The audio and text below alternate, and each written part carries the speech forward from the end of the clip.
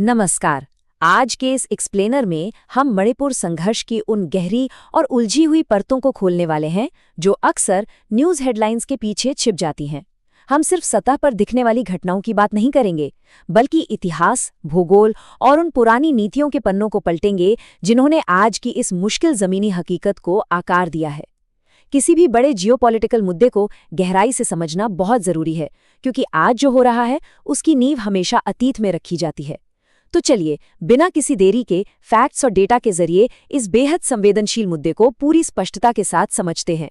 इस पूरे मुद्दे को हम इन 5 अहम हिस्सों में बांटकर समझेंगे।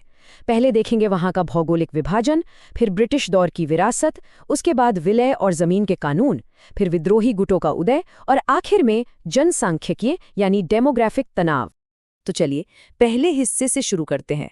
इस पूरे मुद्दे का जो सबसे बड़ा आधार है वहां का भौगोलिक विभाजन यानी जमीनी हकीकत। आइए मणिपुर राज्य को एक विशाल स्टेडियम की तरह इमेजिन करें।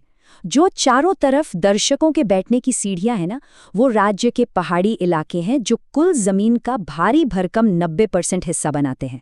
और बिल्कुल बीच में जो खेलने वाला मैदान है वो सिर्फ 10% मैदानी इलाका है, जिसे हम इम्फाल घाटी कहते हैं।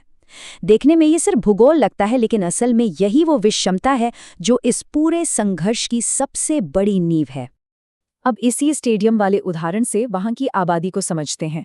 जो बीच का 10% मैदानी इलाका है यानी इम्फाल घाटी, वहां मुख्य रूप से मैतेई समुदाय रहता है, और जो बाकी बचा हुआ विशाल 90% पहाड़ी क्षेत्र है वहां मुख्य रूप से कुकी और नागा जनजातियां निवास करती हैं।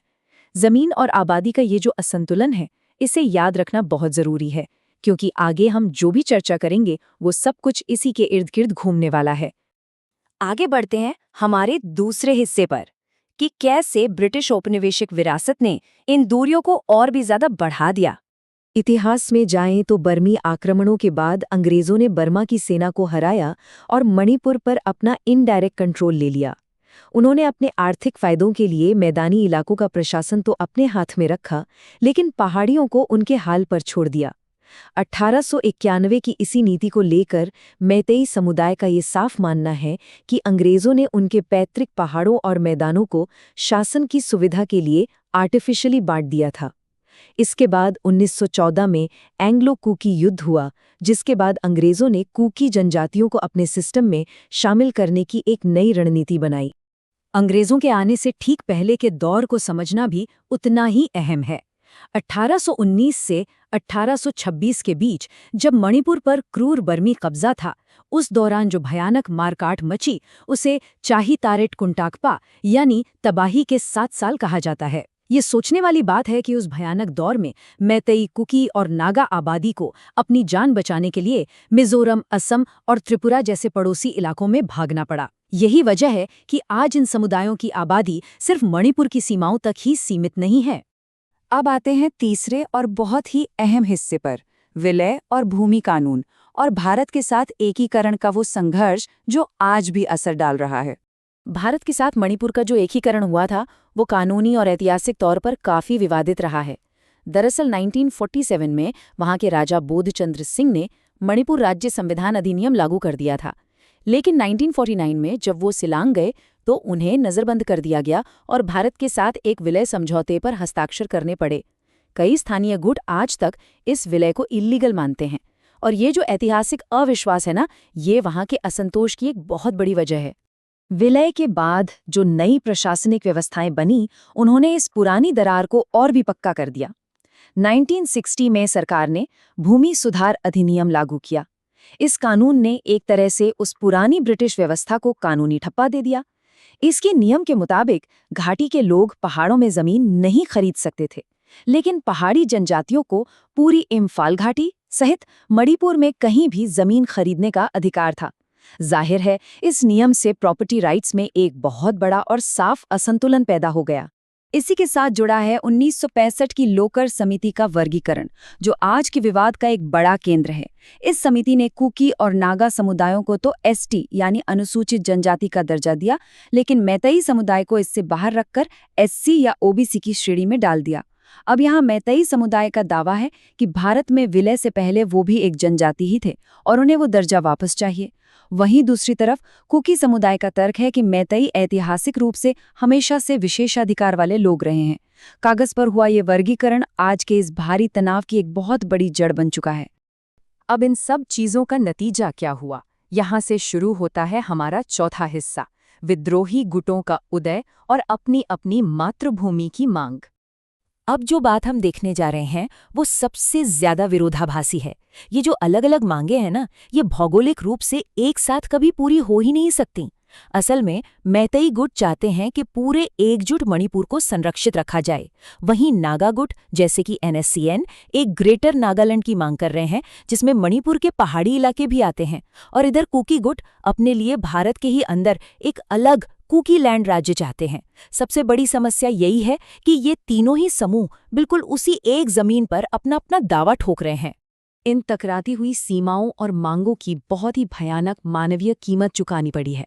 13 सितंबर 1993, जिसे आज भी वहां ब्लैक डे के रूप में याद किया जाता है। इस दिन नागा विद्रोहियों ने कुकी क्षेत्रों पर हमला कर दिया था और इस हिंसा में 115 निर्दोष नागरिकों की जान चली गई। 115, ये सिर्फ एक आंकड़ा नहीं है, ये दशकों से पनप रहे उस गहरे अविश्वास का एक बेहद दर्दनाक परिणाम है। इस लगातार बढ़ती हिंसा को रोकने के लिए साल 2008 में सरकार ने कुकी विद्रोही गुटों के साथ एक त्रिपक्षीय समझौता किया, जिसे सस्पेंशन ऑफ ऑपरेशन यानी SOO कहा जाता है। इसके तहत हजारों विद्रोहियों को 14 तय कैंपों में भेज दिया गया और उनके हथियारों को लॉक कर दिया गया। एक तरह से देखा जाए तो इससे तुरंत होने वाली हिंसा तो रुक गई, हथियार बंद हो गए, लेकिन जो असल राजनीतिक गतिरोध था, जो जड़ की समस्या थी, वो वैसी की वैसी ही रह गई और इस समझौते को बस हर साल आगे बढ़ाया जाता रहा। यही राजनीतिक गतिरोध हमें हमारे 5वें और आखिरी हिस्से तक ले आता है, जनसांख्यिकीय तनाव, यानी पॉपुलेशन के आंकड़ों से पैदा हुआ संकट। सरकारी डेटा मणिपुर के अंदर जनसंख्या वृद्धि दर की एक बहुत ही चौंकाने वाली तस्वीर दिखाता है। ध्यान दीजिए, जहां पूरे भारत का राष्ट्रीय औसत लगभग 24% है, वहीं मणिपुर की कुल जनसंख्या वृद्धि दर 32.5% से भी ज्यादा दर्ज की गई है। और इस पर भी पहाड़ी क्षेत्रों की वृद्धि दर को लेकर लगातार अलग अलग दावे और चिंताएं सामने आती रहती है।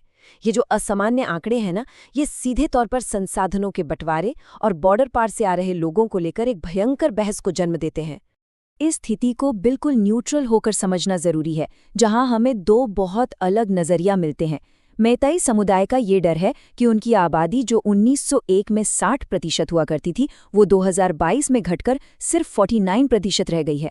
उन्हें म्यांमार सीमा पार से हो रही घुसपैठ के कारण अपनी पहचान मिटने का डर सता रहा है। लेकिन दूसरी तरफ कुकी समुदाय अपने ऐतिहासिक अधिकारों पर डटा हुआ है। उनका साफ कहना है कि वो सदियों से इन पहाड़ियों में रहते आए हैं और वो किसी और की नहीं, बल्कि सिर्फ अपनी जमीन, अपने प्रशासन और अपनी संस्कृति को बचाने की मांग कर रहे हैं। और ये पूरा विश्लेषण हमें एक बहुत ही मुश्किल और गहरे सवाल पर लाकर खड़ा कर देता है। एक ऐसा राज्य जो बिल्कुल एक स्टेडियम की तरह है, जहां मैदान के हर एक इंच और दर्शकों की हर एक सीट पर ऐतिहासिक रूप से किसी न किसी का मजबूत दावा है, वहां सदियों के इस गहरे अविश्वास को आखिर कैसे सुलझाया जा सकता है?